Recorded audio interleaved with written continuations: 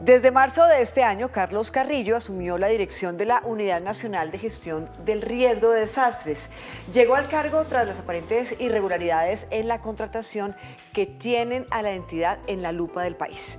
El propósito principal de Carlos Carrillo es detectar y eliminar las prácticas de corrupción al interior de la entidad, en sus propias palabras, enderezar el barco. Hoy está con nosotros el director. Carlos, muchas gracias por estar en Entrevistas. Patricia, muchas gracias por la invitación. Bueno, lo escuché decir eso, que usted lo que necesitaba, lo que su encomienda era enderezar el barco. ¿Qué tan torcido estaba el barco cuando llegó a la Unidad de Gestión del Riesgo? Pues se está hundiéndose. También dije que iba a sacar a los mercaderes del templo, ¿no? Había puesto muy bíblico al comienzo. El barco estaba a punto de hundirse, pero yo puedo decir hoy que ya 4 meses después podemos ver que está saliendo a flote.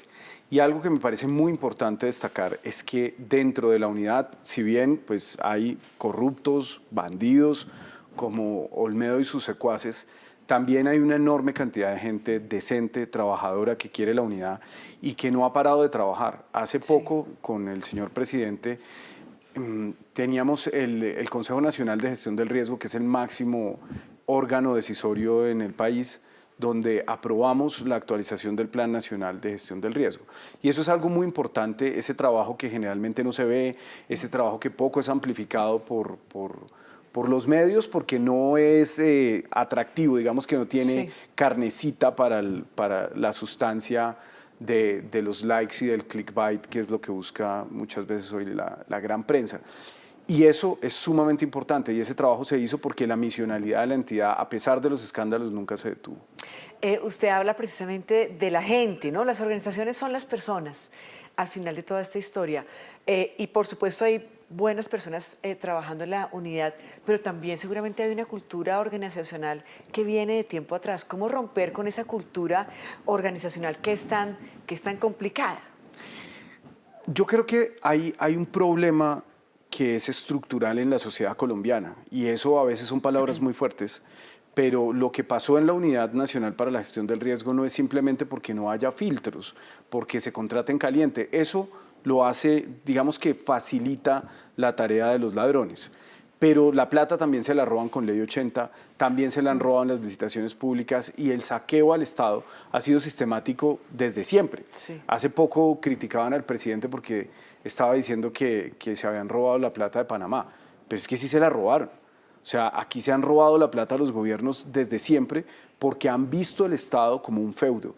Han visto, la clase política colombiana ha visto el Estado como una fuente de riqueza y no pues como un instrumento para mejorar la vida de la gente. Entonces, eso es algo que está demasiado arraigado, y el hecho de que haya llegado un gobierno de izquierda no implica que se puedan cambiar de un día para otro todas las prácticas, pero sí tenemos que asumirlo, enfrentarlo y dejarle claro al país que este no es un gobierno como los demás. Internamente, ¿qué está haciendo usted desde la cabeza, desde este liderazgo que ejerce precisamente para cambiar esas mentalidades de ahí hacia abajo? Yo creo que es importante, por supuesto, dar ejemplo. Eso que pasó con la dirección, pues es muy grave, porque, no sé, alguien que esté en un mando medio y esté tentado a hacer triquiñuelas, pues dice, pues si el director lo hace, claro. y eso pasa mucho, y uno lo encuentra mucho en la política local. Entonces, hay mandatarios que dicen, bueno, es que si no me lo robo yo, entonces lo va a robar otro. Y eso no puede ser. O sea, esa cultura del saqueo a los recursos públicos tiene que acabarse. Confiésenos qué le dijo el presidente cuando lo invitó a enderezar este barco.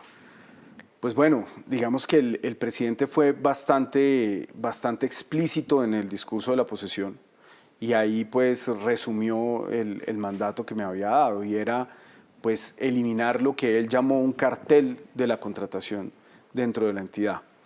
Y yo creo que ese cartel sí existe, creo que sigue existiendo, y es muy difícil porque uno no puede saber quién es quién. Y yo no puedo simplemente echar a todo el mundo, claro, porque no pueden pagar tampoco justos por pecadores. Es muy difícil. Nosotros nos hemos encontrado con unas cosas que son sorprendentes, personas que además uno dice, pero ¿cómo personas enemigas de nuestro proyecto político terminan en unos cargos tan importantes. El mejor ejemplo es Sneider Pinilla. Sneider Pinilla es un tipo que viene de Cambio Radical, de los Aguilar, de la derecha recalcitrante, enemiga de este gobierno, y termina, además con todo cinismo, asumiendo una de las subdirecciones más importantes del país. Esa subdirección de manejo, específicamente la que él tiene, es la que contrata en caliente cientos de millones de pesos. Es mucho más importante que casi cualquier viceministerio del país por su capacidad de contratación. Sí. Y se la dan a un enemigo del gobierno.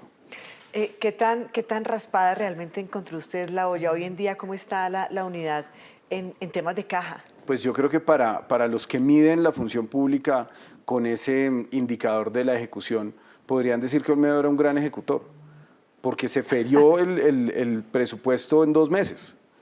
Casi que en 2 horas, en los últimos días que estuvo ahí, casi el 90% del dinero de la vigencia quedó comprometido.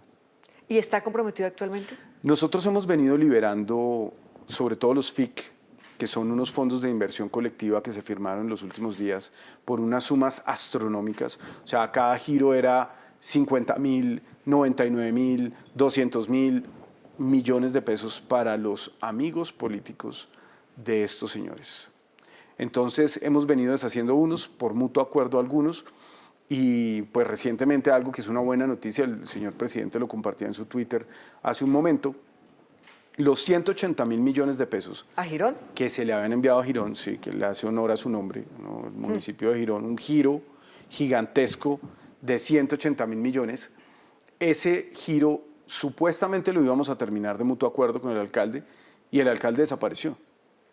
No quiso, o sea, nosotros lo invitamos acá, vino, lo discutió con la oficina jurídica y luego pues desapareció.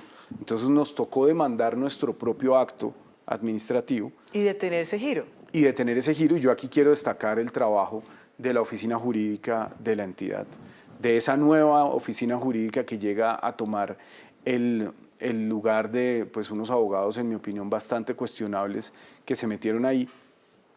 Y pues bueno, logramos que el Tribunal Administrativo de Cundinamarca nos diera la razón.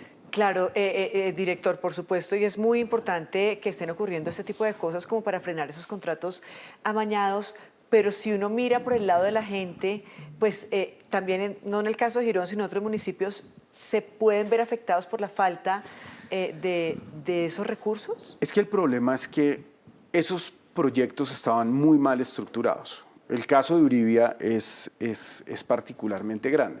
No es ni siquiera nuestra misionalidad. En el caso de Girón, por ejemplo, ese Girón era para un acueducto. Nosotros no hacemos acueductos. Los acueductos los debe hacer el Viceministerio del Agua del Ministerio de Vivienda. No es nuestra misionalidad hacer acueductos. Nosotros no íbamos a ejecutar ese proyecto. Simplemente lo que hizo Sneider y Olmedo fue mandarle la plata, o sea, un cheque. Sí. Tome, señor alcalde de Girón, haga su acueducto, pero no hay ningún control, no hay ninguna manera de saber que efectivamente esos recursos que están en el fondo… ¿Eran para eso? ¿Eran para eso o se iban a destinar con probidad? Es demasiada generosidad, pero algo que llama particularmente la atención es que habiendo tantos problemas como los hay en el país, pues esta gente decide hacer esos giros a municipios como Girón. Eso es como pasárselo a Chía.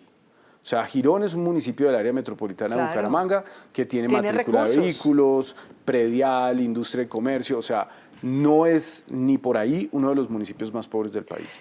Usted que es analista político también, ¿por qué cree? Era. Bueno, no, sigue siendo. Uno es, y se le nota también en su discurso el análisis que tiene sobre el país. ¿Por qué cree que la unidad de gestión siempre había sido un botín político, digamos que fértil para la corrupción, para la corrupción? ¿Precisamente será por ese tema del riesgo como tal que mete la misionalidad? Hay un problema que sigue existiendo en nuestra política y es algo que existe en general en las democracias, pero que aquí se ha agudizado.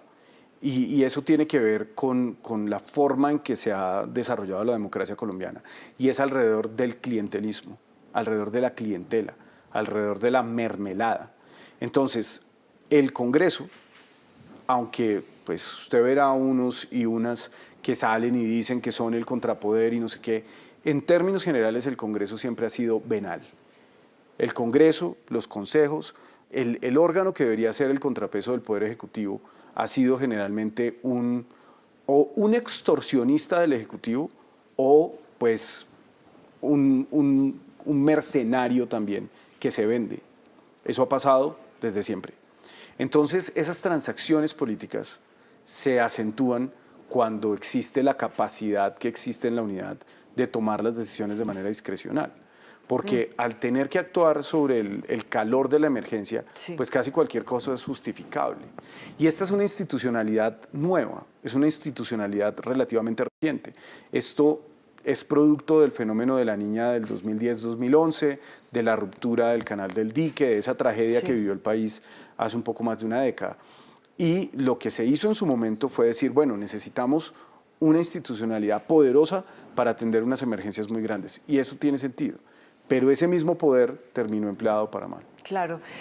Hablemos de la gente que al final o son los beneficiarios o los principales afectados de toda esta corrupción y estos entramados de los que usted hace referencia. ¿Cómo está hoy en día La Guajira de cara precisamente a los carrotanques, la contratación de los carrotanques, que fue lo que explotó realmente este escándalo? Pues en La Guajira hay muchos problemas, muchísimos históricos. La Guajira, la razón por la que La Guajira es lo que es, pues es además porque el pueblo guayú ha resistido a una invasión, ha resistido a una colonización, ha resistido a una imposición cultural durante siglos. Y tenemos algo que es valiosísimo y que es maravilloso, y es tener esa península en donde, pues, aparte de que es un espectáculo en términos de paisaje y naturales, también es un espectáculo en términos culturales, porque ahí se mantiene el pueblo guayú con sus tradiciones vivas, y esa tensión que se genera al tener que compaginar ese pueblo ancestral con la realidad del Estado moderno, pues genera unas tensiones y unos problemas. Y La Guajira, en mi opinión, uno de sus mayores problemas es su división político-administrativa. Es absolutamente increíble que prácticamente toda la península, usted ve así la mitad por donde pasa el tren. Entonces es como de aquí para allá, Uribia. Y Uribia es un municipio, eso yo creo que puede ser como el tamaño de media Bélgica. Eso es enorme. Toda la punta es un solo municipio. Toda la Alta Guajira es un solo municipio. Entonces, pues ahí empieza a prestarse eso para que se den malas prácticas como las que se dan en todo el país, pero concentradas en un municipio sumamente poderoso, un municipio que tiene un poco de todo, que tiene mucha gente, que tiene muchos votos y en el que se han invertido unos recursos enormes, y eso de ninguna manera se ve reflejado en que el pueblo guayú viva mejor. Entonces yo sí creo que abiertamente podemos empezar a hablar de que hay que repensarse esa división político-administrativa, porque estamos creando una especie de reyesuelo ahí en la alcaldía de Uribia, que además lleva bastante tiempo en manos de la misma clase política. Y hoy en día, de cara a la misionalidad de la Unidad de Gestión del Riesgo, ¿cómo están operando estos carrotanques y qué tanto acceso realmente al agua están teniendo estas comunidades? Nosotros tenemos que cumplir con una sentencia que es la T302, y esa sentencia obliga a la unidad a entregar unos carrotanques. Esos carrotanques, esto suena increíble, pero así es, eran 8. Lo que obliga a la sentencia es a entregar 2 carrotanques por cada uno de los 4 municipios. Y resulta que estos señores decidieron comprar 120. Pues es bien inexplicable, pero así lo hicieron. Arrancaron con esos 40 que se ven aquí en la imagen, los DAF, que estos son los doble troque que están en el batallón de Uribia. Estos 40 siguen parados por una razón que es inexplicable, pero es como es. Y es que el contratista, el pastuso, Roger Pastas Fuertes, supuestamente tenía que entregarlos listos para operar y los entregó sin pólizas de seguros. Entonces en la entidad no se pueden mover. No se pueden mover, y yo creo, esta ya es mi conjetura, que es por eso que los carrotanques terminan detenidos. Yo creo que los que hayan seguido toda esta novela de los carrotanques recordarán que un día salió Sneider Pinilla diciendo que el ejército iba a conducir los carrotanques. lo menos difícil del mundo es encontrar conductores en La Guajira. En La Guajira, el pueblo guayú ha estado moviendo agua en carrotanques desde hace mucho tiempo y hay conductores locales que conocen, porque además hay muchos lugares donde ni siquiera hay una vía por donde llegar. Son ellos los que conocen el desierto. El problema no era conseguir los conductores. El problema, en mi opinión, es que se dieron cuenta de que el contratista no los aseguró y por lo tanto no los podían mover. Claro. Y por eso es que terminan detenidos en el batallón y por eso es que se arma el escándalo. Si esos carrotanques hubieran seguido andando por La Guajira, hoy Olmedo seguiría probablemente como director de la unidad. Y en esos mismos términos en los que usted habla, ¿cómo va a terminar esta novela? No la judicial, porque esa se la dejamos a la justicia, sino esta de llevarle el agua a la gente a La Guajira. Pues nosotros venimos trabajando en solucionar un problema que es distinto al de los carrotanques y es de dónde sale el agua. Porque de nada sirve tener los carrotanques si no podemos garantizar un suministro permanente de agua potable.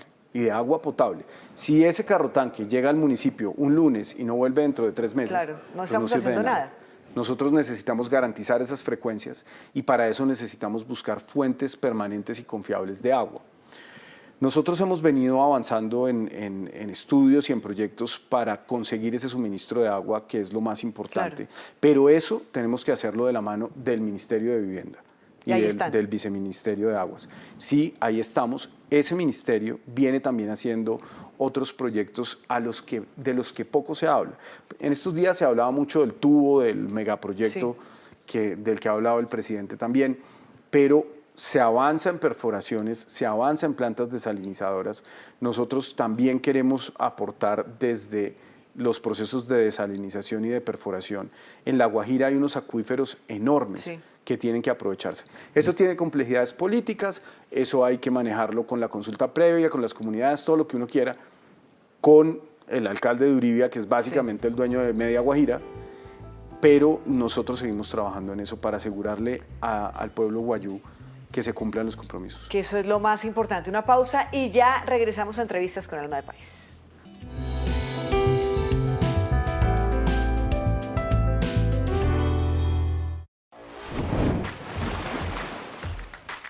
Con el fenómeno La Niña aumenta el riesgo de inundaciones. Sigue estos 3 pasos, salva tu vida y la de tu familia. 1. Identifica los ríos y quebradas más cercanos a tu vivienda. Reporta a las autoridades de tu municipio si ves cambios importantes en el caudal del río. 2. Si el nivel del río aumenta, evita cruzarlo caminando o en cualquier vehículo. 3.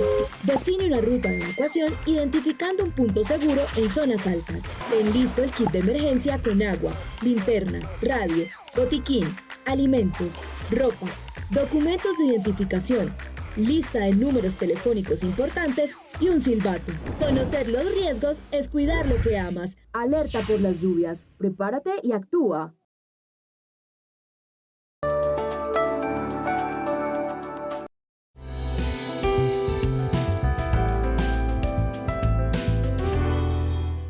Continuamos en Entrevistas con Alma de País, hoy con Carlos Carrillo, él es diseñador industrial con maestría en diseño, frecuente panelista, invitado también para discutir muchos temas políticos nacionales en varios programas de televisión, de radio. Él tiene el país en la cabeza y es el actual director de Gestión Nacional del Riesgo de Desastres.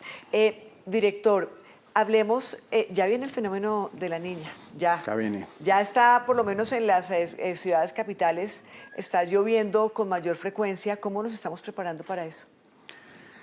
Bueno, hay algo que es muy preocupante y es el pronóstico que hace el IDEAM sobre esta temporada de lluvias y sobre la influencia del fenómeno de La Niña.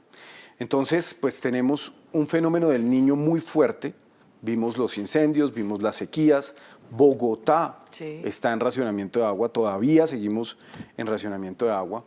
Y esa intensidad del fenómeno de La Niña nos conduce a pensar que las consecuencias del Niño nos conduce a pensar que las consecuencias de La Niña serán más graves.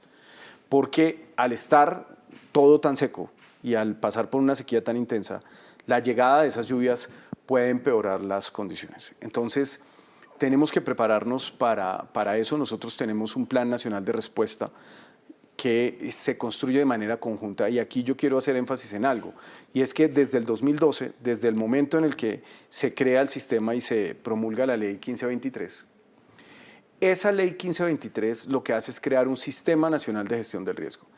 Esa ley le da a Colombia una suma de capacidades. Sí. No es solamente la unidad. La unidad es la cabeza del sistema, pero no es el sistema. Y ahí es sumamente importante que los 32 departamentos, que los distritos grandes con capacidades, Bogotá, Medellín, Cartagena, Santa Marta, en fin, aunemos esfuerzos para poder dar una respuesta debida a eso. Sí. Nosotros venimos compilando eso, los departamentos ya han venido entregando su parte de los planes, pero también los departamentos tienen que empezar a destinar recursos, porque esto es un esfuerzo conjunto. Claro. Pero Aquí todos tenemos que hacer un esfuerzo. Siempre para se atenderlo. habla de tenemos que prepararnos, tenemos que estar listos. Estos eventos pues requieren meses realmente de alistamiento, pero llega el fenómeno y ocurren los desastres. O sea, Sí. siguen ocurriendo, es decir, Siguen ocurriendo.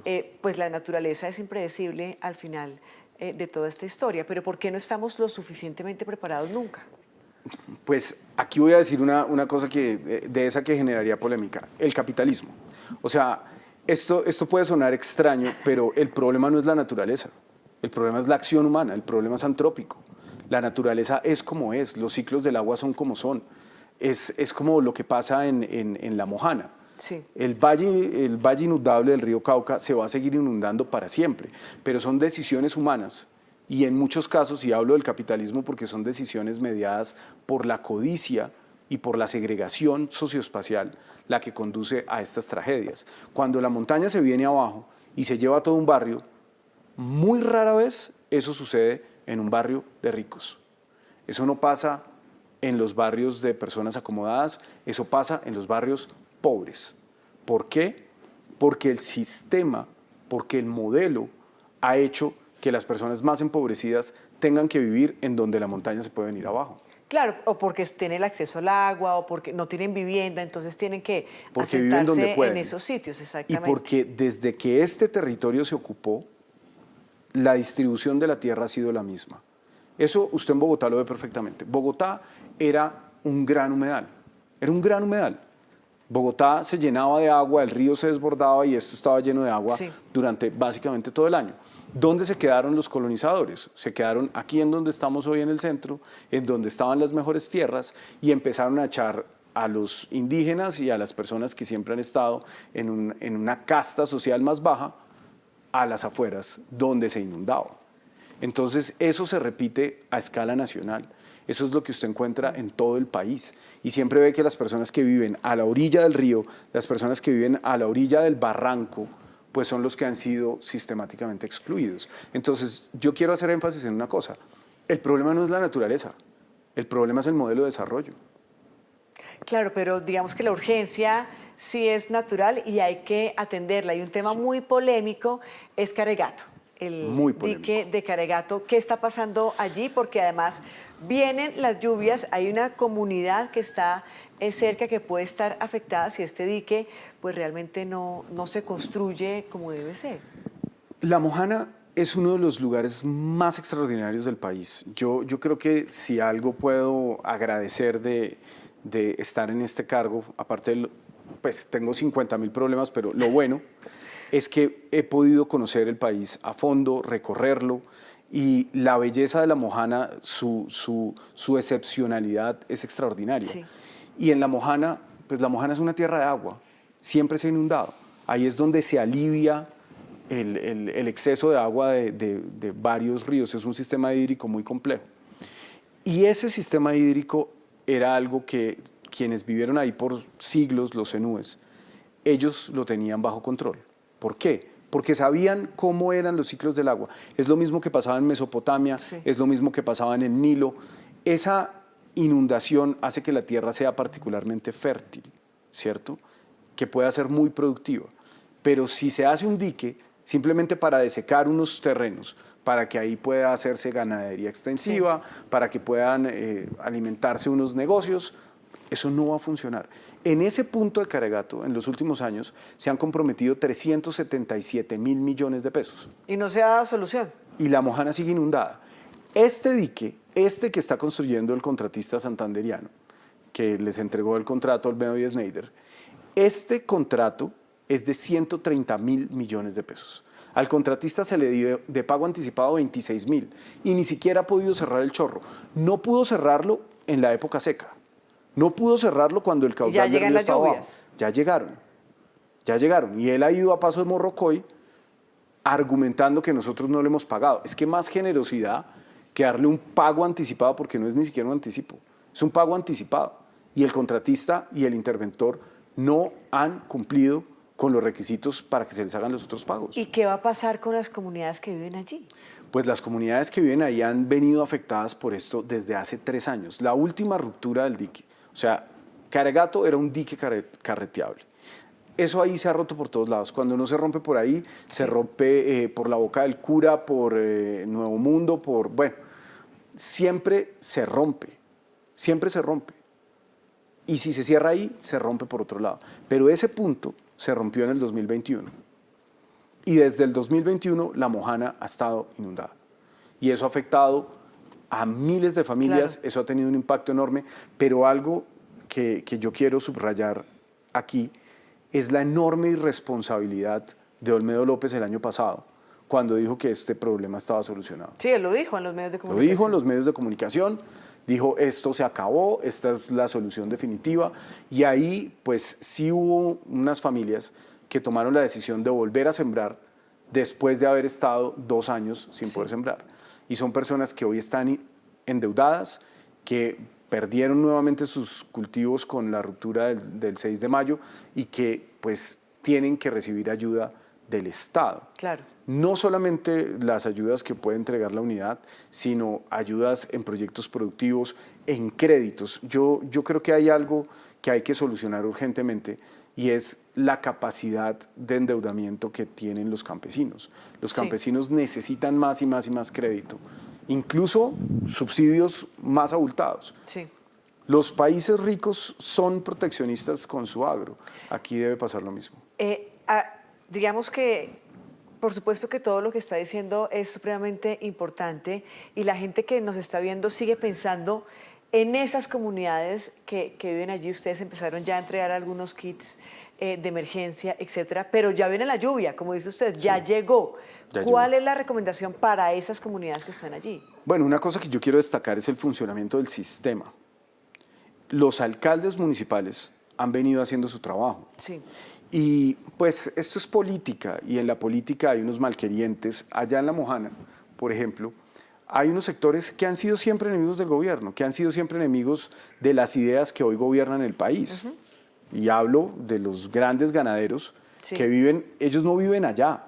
Ellos tienen toros de 30 millones de pesos, caballos de paso fino, viven en Montería, en los barrios lujosos, o viven en Medellín, o viven en el Buenavista, en Barranquilla, ¿no? Pero ellos salen y se ponen un gorrito y se toman la foto allá con su ropa de marca, ¿cierto? Mientras los campesinos mojaneros son los que realmente están sufriendo las consecuencias de esto. Y ellos lo hacen con una intención claramente política. Entonces allá está un señor, por allá exmilitar y bueno, otros ganaderos que dicen que es que la unidad no hace nada, que la unidad... Eso no es verdad, porque empecemos porque aquí no es la unidad, es el Sistema Nacional de Gestión del Riesgo. El alcalde de Guaranda, por ejemplo, en Sucre, yo lo veo todo el tiempo en la canoa, recorriendo en la Johnson, entregando lo que puede, buscando cooperación por todas partes, porque él es el alcalde y es su responsabilidad. Y él lo ha hecho y lo ha hecho bien. Cuando se agotan los recursos, de ahí es donde viene el departamento y después del departamento viene la nación. Por eso es que hoy nosotros empezamos a entregar esas ayudas porque ya se superaron las capacidades y eso lo estamos haciendo. Y son miles y miles y miles de ayudas que no son una solución definitiva, no lo son, pero eso es lo que nos corresponde a nosotros. La solución definitiva se busca de manera conjunta con el Fondo de Adaptación, con el sector ambiente, porque la solución definitiva para esto no es otra que ordenar el territorio alrededor del agua. Y ahí es donde viene la contradicción y la tensión con unos sectores económicos a quienes esto pues probablemente no les va a gustar. Mire, director, ya para ir cerrando, agradeciéndole esta entrevista y este tiempo y sobre todo estas aclaraciones que hoy usted hace en entrevistas. Lo escuché decir que le desgastaba un poco su trabajo, ¿no? Que era muy duro su trabajo. ¿Lo sigue sintiendo igual? Pues en lo personal es un precio muy alto, sin duda alguna. O sea, esto no tiene descanso, esto no tiene manera de parar. Yo todos los días recibo un informe a las 4:50 de la mañana con lo que pasó y a las 10 de la noche otro con lo que ha pasado durante el día. O sea, esto no para. Yo todos los días me tengo que despertar pensando como, bueno, ¿y ahora qué pasó? ¿Y ahora qué se desbordó? ¿Ahora qué se vino abajo? Y pues es una misionalidad muy valiosa, muy importante, pero sí es un gran desgaste. Yo no sé por qué se pelean tanto este puesto. No, ya lo sabemos.